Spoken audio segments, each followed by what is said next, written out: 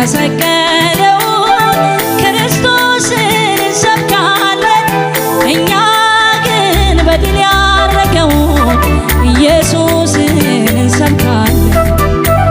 ግን የተሰቀለውን ክርስቶስን እንሰብካለን። እኛ ግን በድል ያረገውን ኢየሱስን እንሰብካለን።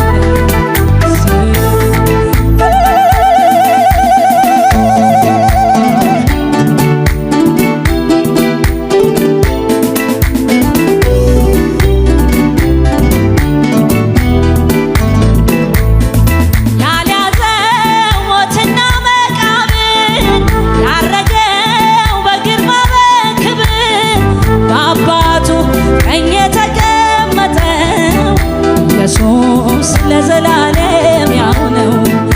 ያ ግን የተሰቀለ